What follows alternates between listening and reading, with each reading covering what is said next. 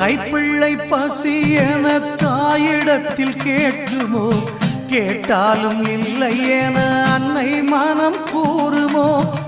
மண்ணிலே வந்துதித்த மாதரசி சொல்லம்மா, கேளாமல் கருவதே தாய் மனசு அல்லவா. அம்மா அம்மா அம்மா,